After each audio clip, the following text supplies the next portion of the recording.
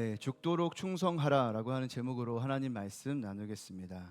자일스 코리라고 하는 사람이 매사추세츠라고 하는 미국에 있는 세일럼 도시에 80세 전후 되는 그런 사람으로 살았습니다. 그러니까 1692년도 일인데 어쨌든 아주 늙은 농부가 그곳에 살았는데 그곳에 마녀 사냥이 일어나게 되면서 그의 아내도 이제 재판에 넘겨지게 되었고 뒤어 이 자일스 코리 본인도 이제 마법을 부린다는 이제 고발을 받아서 이제 기소가 되었습니다. 예, 이때 이제 법을 집행할 때 그 사람이 자백을 하는 것을 통해서 유죄든 무죄든 자백을 해야만 이제 사법행정이 이제 절차가 이렇게 진행될 수가 있는데 이 자일스 콜이라고 하는 사람은 이제 그 앞에서 답변을 거부했습니다. 왜냐하면 뭐 진짜로 얘기하든 가짜로 얘기하든 어쨌든 뭐 마녀 사냥을 당하고 있기 때문에 대답하는 것이 의미가 있다고 생각하지 않았던 겁니다. 그래서 결국 아무런 진술을 하지 않았는데 결국 압사형을 받게 되었습니다. 이 압사형이라고 하는 것은 이제 이 사람의 몸에 그 널빤지를 깔아놓고 그 위에다가 이렇게 돌과 무거운 바위를 계속 조금씩 쌓아 올리는 방식으로 가슴을 짓누르고 또 질식하게 만들어서 고통스럽게 하고 죽이는 그런 형벌입니다. 이 자일스 콜이라고 하는 사람이 유명해지게 된 것은 이 형벌을 받을 때 아무런 진술 없이 more weight라고 하는 더 얹어라라는 말을 계속 반복하면서 죽었기 때문입니다. 유죄인지 무죄인지 답을 하라고 하는 질문에는 대답하지 않으면서 죽일 테면 죽여봐라는 식으로 계속해서 그 바위를 더 얹으라고 말하면서 죽었던 이 사람의 이 대사가 사람들에게 유명해지게 되었습니다. 가슴에 돌이 얹혀지는 고통, 이것은 어떤 고통일까요? 우리는 경험해보지 못했으니까 어떤 고통일지 모르겠지만 가슴이 턱턱 막히고 막 숨을 쉬지 못할 것만큼 짓누르는 이런 고통 속에서 죽는다는 것은 참 힘겨울 것 같다 이런 생각을 하게 됩니다. 제가 왜 갑자기 이런 말씀을 드리냐면 서머나 교회 성도들의 상황이 그런 상황이었기 때문입니다. 9절에서 예수님께서 서머나 교회 교인들에게 찾아가셔서 내가 너희들의 환난과 궁핍을 안다 이렇게 말씀하시는데요. 거기서 사용된 환난이라고 하는 단어가 들립시스라고 하는 단어인데요. 이 단어의 본래적인 의미가 바로 이렇게 무거운 바위를 사람의 몸에다가 올려놓으면서 아주 짓눌러서 짜내서 이렇게 압력을 가하는 그런 어떤 행동을 묘사하는 단어입니다. 그러니까 예수님이 서머나 교회 성도들에게 내가 너희들의 환난을 안다라고 할 때 그 환난이라고 하는 것은 이 정도의 어떤 의미가 있는 거죠. 굉장히 가슴 답답할 만큼 가슴에 계속해서 무거운 돌이 얹혀지는 것 같은 그런 답답함과 어려움 속에 그들이 처해 있었다라는 것을 이 단어가 표현해주고 있는 겁니다.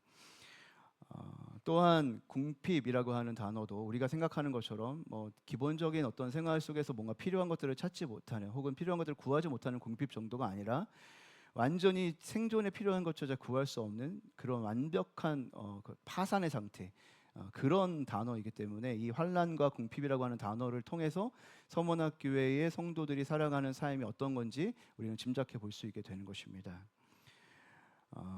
지난번에 에베소 교회의 배경을 했었던 것처럼 이곳에도 로마 신전 유치권을 가장 최초로 딴 곳이기 때문에 그 로마 황제의 숭배 사상을 통해서 또 많은 사람들이 몰려들고 비슷한 그런 상황들이 그 도시에서 펼쳐졌습니다. 길드에도 가입하지 못하면 교인들이 차별받는 거 당연하고 또 유대인들이 자신들은 회당에서 모이는 것을 허가받았기 때문에 그런 계속되는 그 어떤 이득을 취하기 위해서는 자기들과 다른 기독교인들은 좀 핍박을 하고 또 고발도 하고 또 당국에 일러 바쳐야 자기들을 인정해주는 그 혜택을 계속 이어나갈 수 있잖아요. 그러니까 이런 상황 속에 계속 있었던 겁니다. 그래서 에베소 교회도 마찬가지지만 이 서머나 교회 성도들도 굉장히 힘겨운 신앙생활을 하고 있었던 것입니다. 이런 고통스러운 상황 속에 예수님은 찾아오셔서 말씀하시는데요. 여러분 보통 예수님이 찾아오시면 여러분 고통 속에 있는 사람들에게 무슨 말씀을 하실 것 같으세요? 이제 금방 꺼내줄게. 내가 이제 더 이상 고통스럽지 않게 해줄게. 이렇게 말할 것 같잖아요. 그런데 주님은 찾아오셔서 가장 먼저 뭐라고 말씀하시냐면 실상은 네가 부요한 자다 이렇게 말씀하십니다. 내가 네 환난과 궁핍을 안다. 그러나 내가 너의 실상은 부요한 자라는 것을 안다. 이렇게 말씀하시는 거죠. 그러니까 주님이 하고 싶은 얘기는 뭐냐면 너가 환난을 당하고 있고 궁핍을 당하고 있고 사람들의 비방을 당하고 있지만 그래서 굉장히 고통스러운 삶을 살고 있을 것이라고 나는 예상되지만 그러나 너희들은 다른 사람이 볼 때는 그럴지 모르지만 실제로는 부요한 자 이렇게 말하는 거예요. 여러분 예수님이 이렇게 말씀하셨을 때 그들은 위로를 받았을까요? 위로를 받지 못했을까요? 저는 생각해봤어요. 제가 힘들 때 주님이 나에게 찾아오셔서 이렇게 말씀하신다면 나는 위로를 받을까 받지 못할까?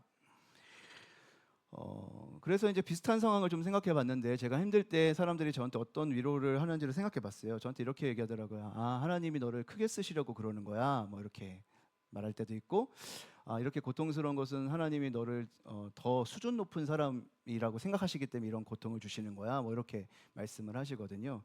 그러면 이제 그런 옆에 있는 사람들은 저를 위로하기 위해서 제가 고통 속에서 위로받을 줄 알고 이제 이런 얘기를 하는데 생각보다 그렇게 위로를 받지 못할 때가 많더라고요. 그래서 이런 이야기들 예수님께서 그들에게 찾아오셔가지고 막 고통당하고 있는데 너희들의 환난과 궁핍을 안다. 그러나 야 너희들 가난하다고 생각하면 안 돼. 궁핍하다고 생각하면 안 돼. 너희들이 진짜 부요한 자야. 이렇게 말했을 때 어떤 기분이었을까 이런 생각을 합니다. 이거는 뭐 저하고 다를 수 있죠. 저는 좀 위로가 안 됐지만 이 우리 그 성원아 교회 성도님들은 위로를 받았을 수도 있죠. 그런데 저는 그런 생각이 든 거예요.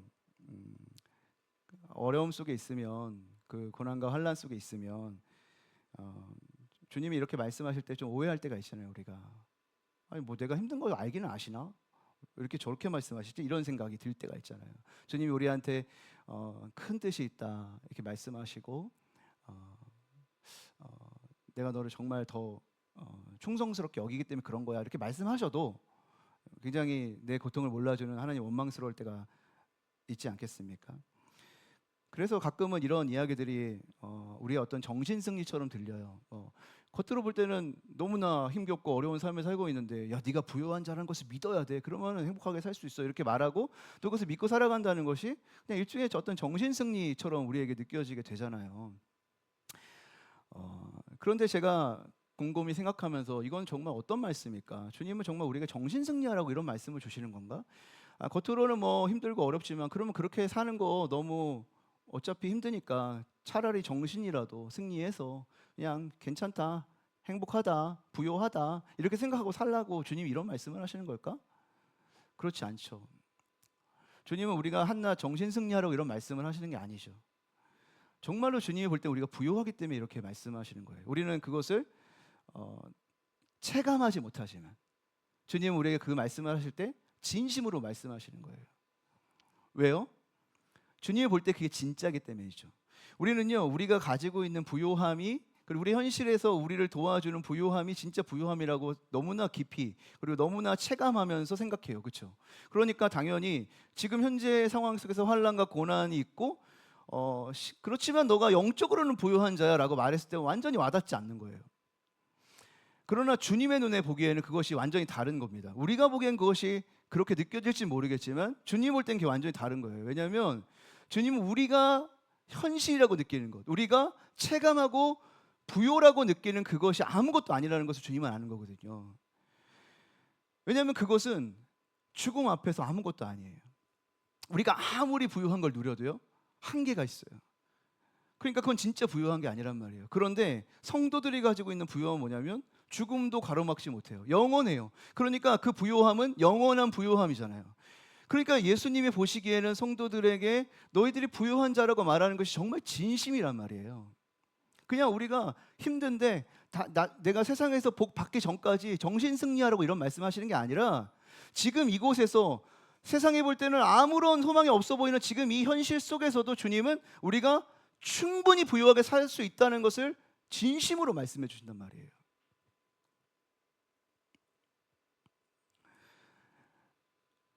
어제도 장례식장에 갔다 왔는데 여러분, 아무리 부정해도요, 장례식장 가면 다 알게 되는 거예요. 우리는요, 죽음을 이길 수 없어요. 우리는 죽음 앞에서 다 잃어버려요.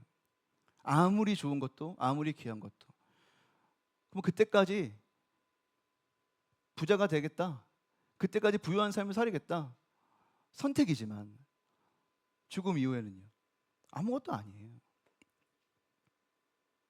오늘도 성시교독에서 지혜가 중요하다고 그러잖아요. 지혜가. 여러분, 지혜가 왜 중요하겠어요?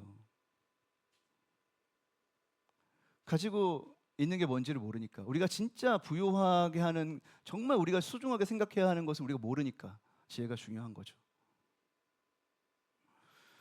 주님은 우리가 정말 부유한 자라고 말씀해 주시는 거예요. 환난과 어려움 속에 있는 우리들에게 우리 정신 승리하라고 가벼운 위로를 던지는 게 아니라, 너희들 이 환난 속에서, 어려움 속에서 잊지 마. 너 정말 부유한 자야. 이거 우리에게 말씀해 주고 싶은 거예요. 주님이요, 고난의 상황 가운데서 우리를 건져 주시기를 우리는 원하지만요, 주님은 우리에게 그런 일들 이상을 원하세요. 가만히 생각해 보면 주님은 우리가 행복하게 살 수 있도록 만들어 놓으면 되잖아요. 아담을 만들었을 때도 애초에 충성할 수밖에 없게끔, 그리고 고난이 없게끔, 죄를 짓지 못할 만큼 완벽하게 만들어 놓을 수 있잖아요. 근데 여러분, 그게 완벽함이 아니잖아요. 주님이 생각하는 완벽함이라고 하는 것은 우리가 그렇게 살 수밖에 없게 만드는 건 아니에요. 우리가 고난이 아예 없는 곳에 사는 게 그게 축복이 아니란 말이에요. 주님이 원하시는 거는 고난 속에서도 진리가 무엇인지를 계속 보는 게 행복이에요. 그러니까 내 선택이 거기에 들어가 있어야 돼요. 이스라엘 백성들을 택해가지고 광야에서 훈련한 다음에 가나안 땅을 보내실 때도 어떻게 하십니까? 예수님이, 하나님이 모세를 통해서 말씀하실 때, 내가 네 앞에 생명과 사망과 복과 저주를 앞에 두었다. 이제 네가 선택하는 거다. 그러니까 주님은요, 우리에게 다 주고 싶어요. 행복을 주고 싶어요. 그러니까 하나님이 하실 수 있는 모든 것을 다 하세요. 그러나 하나님이 대신할 수 없는 게 있어요. 그건 뭐냐면 우리의 선택이에요. 선택. 우리가 선택하지 않으면 복을 받을 수 없습니다. 그러니까요, 여러분, 우리의 어떤 상황 속에서, 고난의 상황 속에서 주님이 건져 주시는 것은 의미가 없어요. 건져 주셔야만 하는 상황도 있죠. 그러나 건져 주시는 것만으로 행복할 수가 없어요. 고난 속에서도 견딜 힘이 있어야 되고, 고난 속에서도 무너지지 않는 영적인 힘이 있어야 돼요. 그게 우리를 행복으로 이끌어 가는 거죠. 주님이요, 우리를 부르셨어요. 왜요? 하나님 나라 만드시려고요. 하나님의 나라를 건설하시고 우리를 부르셨단 말이에요. 구원해 주셨단 말이에요. 그러니까 주님이 우리에게 요구하시는 건 뭐냐면, 그 주님의 백성으로 충성하기 원하세요. 하나님의 왕이시고 하나님께 충성하기 원하세요. 그런 사람을 여러분 부르셨어요. 그러니까 여러분에게 가장 중요한 거, 성도들에게 가장 중요한 것은 충성입니다. 오늘 찾아오셨어요. 어려움 속에서, 고통 속에서 힘겨워하고 있는 성도를 찾아오셔서 하실 말씀이 아니잖아요. 야, 내가 건져줄게, 이런 이야기를 해야 될 것 같잖아요. 근데 오셔가지고 하시는 말씀이 뭐냐면, 내가 네 아픔과 고통 다 안다. 그리고 말씀하시는 게 뭐냐면, 너 부요한 자야. 착각하지 마. 이 환난 속에서, 고난 속에서 네가 가난한 것 같고, 네가 부족한 것 같고, 네가 궁핍한 것 같아서 하나님의 자녀가 아닌 것 같고, 부요함이 없는 것 같고, 그런 낙심과 절망 가운데 살지 마, 제발. 너 그거 부끄러운 거야. 이렇게 말하는 거예요. 왜냐하면 성도들 안에는 영원한 생명이 있기 때문에, 그 선물을 주님이 이미 주셨기 때문에. 왜 이미 받은 그것을 선택하지 못하냐는 거예요.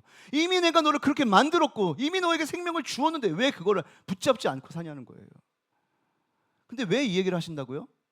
부르신 그 부르심에 따라 충성하게 살아야 될 성도들이 이 고난과 어려움 속에서 주저앉고 낙심하고 있으니까 주님이 우리가 다시 충성하길 원하는 거예요. 오늘 이 교회를 향해서 예수님이 나타나셔서 하시는 말씀이 뭐예요? 죽도록 충성하라. 주님, 우리가 충성하라고 하시는 거예요. 예수 믿는 것이 언제나 우리의 삶에 만족을 줄 만큼 대단한 축복으로 다가오는 것 같지 않을 때, 내가 정말 충성스럽게 예수님 섬길 수 있을까? 내가 원하는 결과가 내가 원하는 시기에 일어나지 않아도 내가 예수님께 충성스럽게 살 수 있을까? 그럴 수 있다는 거예요. 왜냐하면 이미 우리가 받은 이 생명이 너무나 큰 부요이기 때문에 그렇다는 거죠. 오늘 이 말씀을 통해서 죽도록 충성하라고 하신 이 말씀을 따라서 우리가 어떻게 충성할 수 있을까? 어떻게 우리가 예수님께 충성하며 살 수 있을까라는 것을 세 가지 정도 생각해 보려고 합니다. 첫 번째는 환난은 우리를 끝내지 못한다. 오히려 하나님은 이 환난 속에서 충성을 통해 하나님의 일들을 하실 것이다 라고 하는 생각을 해야 된다는 거예요. 바로 이 생각을 가지고 나아갈 때 이 고난 속에서도 우리는 죽도록 충성하는 삶을 살 수 있다는 거죠. 주님이 찾아오셔서 서머나 성도들에게 뭐라고 말하냐면 앞으로 옥에 던져질 사람 몇 사람 있을 거야. 그리고 10일 동안 너희들 환난을 당할 거야. 여러분 그런 예고를 해요. 우리가 생각할 때는 이제 당장 끝내줄 거야 이렇게 말씀하셔야 될 것 같은데 주님은 그렇게 하지 않아요. 앞으로 계속된 고난이 있을 거야 이렇게 말해요. 잘못 생각하면 주님이 우리를 고통당하는 거를 이렇게 뭔가 즐거워하시나? 뭐 이런 생각이 들 정도로 이런 얘기를 하신단 말이에요. 그러나 사실 이 본 의미는 그런 게 아니죠. 고통이 우리에게 있지만 그 고통은 너를 완전히 죽이지 못해 이런 얘기죠. 10일 동안만, 여러분 그것은 11일 동안만이라는 의미가 아니라 어떤 일정한 기간 동안만이라는 의미예요. 지금은 고통스럽게 하지만 그 일부가 필요해. 그 깨어짐이 필요하고 그 고난이 필요해. 그렇기 때문에 그 10일 동안은 환난을 당할 수 있고 몇 사람은 옥에 갈 수가 있어. 주님이 왜 이런 얘기를 하신다고요? 그 잠시 동안의 환난과 어려움이 너희들을 넘어지지 못하게 해야 돼. 그것은 잠시야. 나는 처음이고 마지막이고 나는 죽었다가 살아난 예수란 말이야. 하나님이란 말이야. 이 고난 때문에 넘어지면 안 돼. 죽도록 충성할 수 있어야 돼. 그러면 네가 가진 것을 알고 있어야 돼. 이런 얘기죠. 그러니까 우리가 받는 이 환난이 잠시 동안의 환난이라는 것을 알라는 거예요. 그리고 그 환난을 주신 이유, 그것은 뭐예요? 하나님이 하시고자 하는 일들을 하게 하기 위함이라는 거예요. 서머나 교회라는 이름에 힌트가 있어요. 내가 이렇게 신앙생활하면서 이렇게 성도로 살아가면서 고난당하는 게 정말 주님이 원하시는 일일까? 너무나 헷갈릴 때 서머나 교회 성도들은 자신의 교회의 이름, 서머나 지역의 그 이름을 기억할 필요가 있었어요. 왜냐하면 그 서머나라고 하는 그 말은 몰약이라고 하는 말과 똑같은 어근에서 출발하는 단어예요. 그 몰약이라고 하는 것은 여러분 뭐냐면 예수님 태어나실 때 동방 박사가 이제 가지고 갔던 선물 중에 하나가 몰약이잖아요. 그러니까 죽은 사람들의 몸에 발라가지고 향기를 내게 하는 향품이 몰약입니다. 귀한 거죠. 근데 이거를 말할 때 그 서머나라고 하는 단어하고 어근을 같이 써요. 그러니까 비슷한 말이란 말이에요. 근데 공교롭게도 이 서머나 교회는 이름이 서머나 교회여서 서머나 교회 그러면 몰약이 생각날 수밖에 없는 그런 이름을 가졌다는 거죠. 근데 왜 이 얘기를 하냐면 몰약이라는 것이 언제 쓰이는 거냐면 몰약은 평소에는 아무런 향도 내지 않아요. 죽은 자의 몸에 발라져서 아무런 향도 내지 못해요. 그러나 언제 향기를 내냐면 짓눌러지고 부서질 때 향이 거기서부터 나기 시작하는 거예요. 그러니까 이런 몰약의 특성을 이해하는 사람이라면 서머나 교회 이렇게 하면 몰약처럼 몰약 같은 교회 이렇게 생각할 수가 있는 거죠. 무슨 말을 하고 싶은 거냐면 서머나 교회는 이렇게 고통받는 교회잖아요. 아까 말했던 것처럼 그 환난, 가슴에 그 큰 바위가 얹혀지는 것 같은 그 환난을 계속해서 받으면서 억눌리고 짓눌려 있는 고통 속에 있는 교회가 서머나 교회잖아요. 왜 이래야만 하는가? 그때 무엇을 생각해야 된다고요? 이 짓눌림을 통해, 이 깨어짐을 통해 향기를 내라고 주님이 이렇게 하시는 거구나.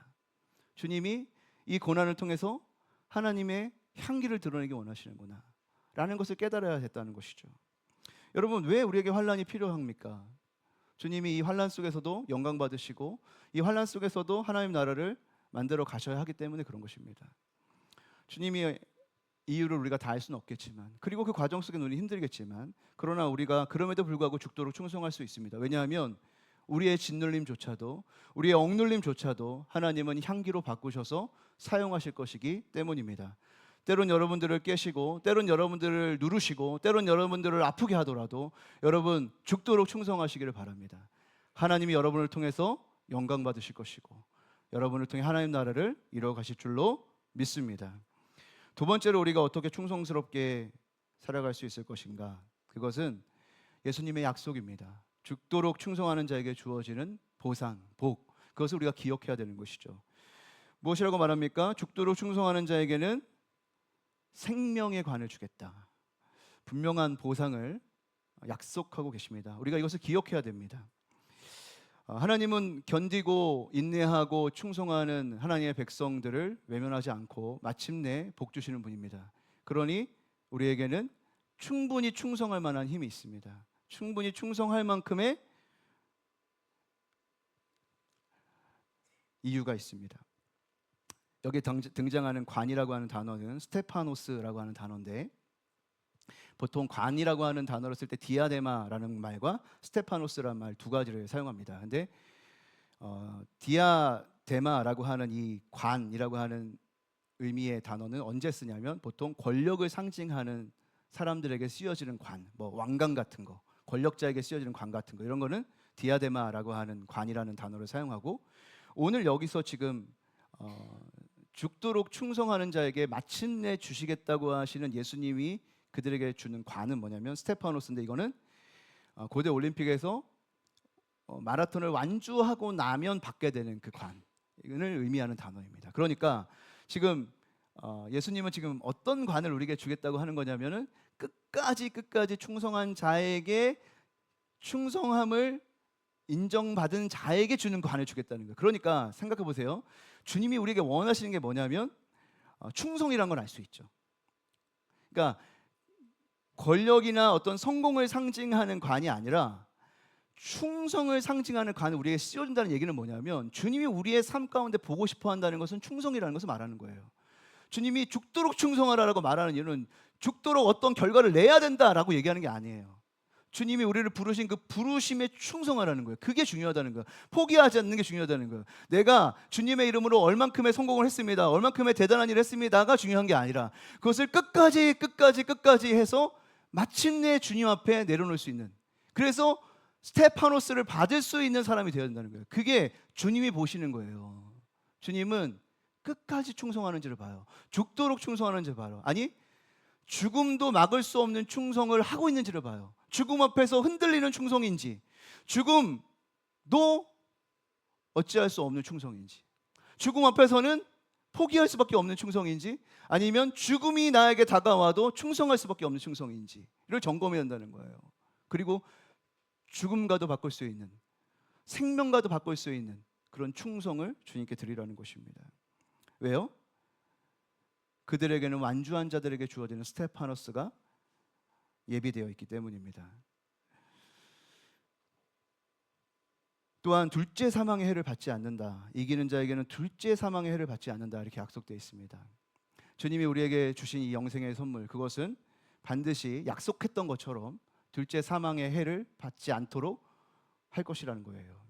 우리 모든 사람들은 죽습니다. 육체적인 죽음을 맞이하죠. 죄로 죄 안에 태어난 인간들은 다 죽어요. 육체적인 죽음을 경험합니다. 그런데 주님이 약속한 게 뭐죠?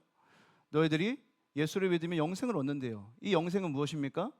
육체의 죽음과 한데 죄에 있는 모든 인간들이 저주를 받아서 심판을 받고 영원한 죽음 가운데 처해질 때 그렇게 되지 않을 수 있는 영생이죠. 그러니까 우리가 다 육체 가운데서는 죽겠죠. 그러나 우리에게 약속된 것이 있다는 거, 예수 안에 약속된 것이 있다는 거, 그게 뭐예요? 영원한 생명, 영생입니다. 근데 그 영생은 이제 우리에게 주어졌기 때문에 이제 육체의 죽음이 그 생명을 빼앗아갈 수 없게 한다는 거예요. 그래서 죽음도 가로막을 수 없는 복이, 이미 부요함이, 그 생명이 우리 안에 있다는 거예요. 그리고 그 약속은 죽도록 충성하는 자에게 주어질 것이라고 약속하고 있는 것입니다. 사랑하는 성도 여러분, 끝까지 충성하는 것이 중요합니다. 끝까지 신실한 게 중요한 겁니다. 오늘 지금 좀 못하고 오늘 조금 잘했고가 중요한 게 아니라 어떠한 상황 속에서도 우리를 불러주신, 우리를 한 번도 실망시키지 않고 우리를 사랑해 주시는 그분께 충성하는 게 중요한 겁니다. 그러면 반드시 그분께서 우리의 머리에 스테파노스를 씌워주게 될 것입니다. 세 번째로는 우리가 어떻게 충성할 수 있을까 생각해 보면, 그것은 결국 충성하라고, 죽도록 충성하라고 요구할 수 있는 분은 예수님밖에 없기 때문입니다. 어떤 누가 우리한테 죽도록 충성하라고 요구할 수 있을까요? 여러분, 누가 여러분에게 죽도록 충성하라고 하면 충성할 수 있으세요? 여러분, 우리는 누군가에게 충성할 수 없습니다. 그럴 만한 자격을 가진 사람도 없어요. 그러나 그런 자격이 있는 분이 있다면 그것은 예수님입니다. 왜냐하면 예수님은 죽도록 충성하신 분이고 한 번도 우리를 배신하지 않은 분이기 때문입니다. 그분은 정말 충성하라고, 죽도록 충성하라고 할 만한 자격이 있는 분이에요.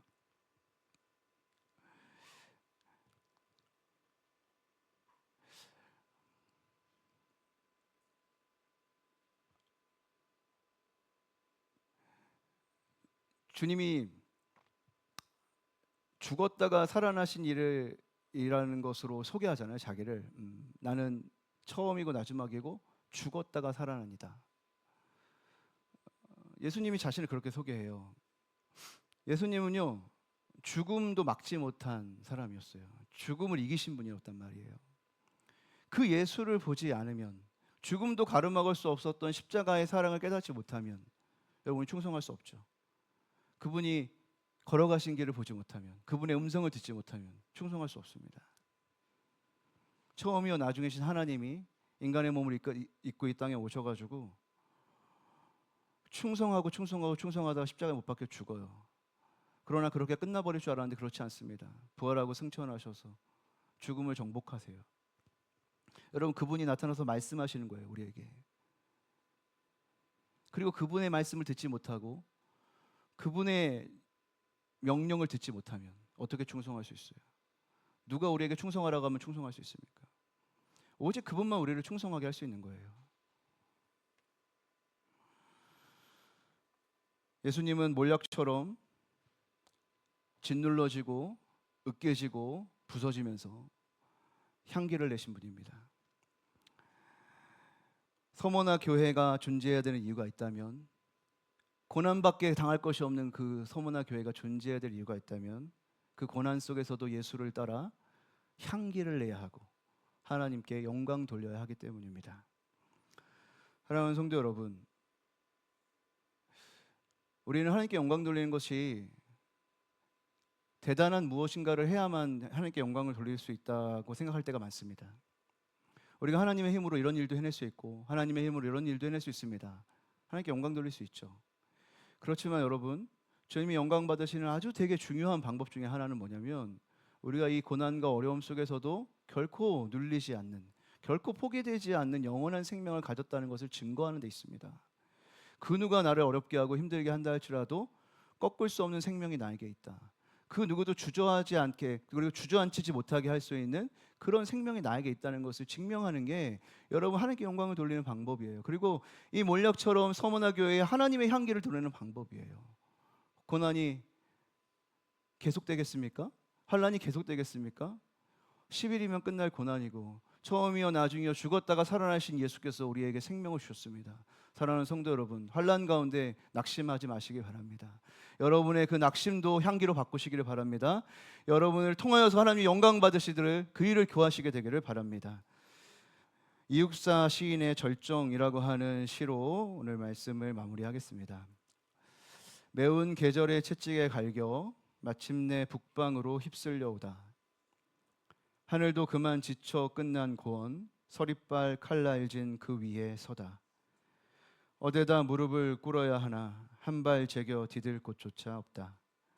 이러매 눈 감아 생각해 볼 밖에 겨울은 강철로 된 무지개인가 보다.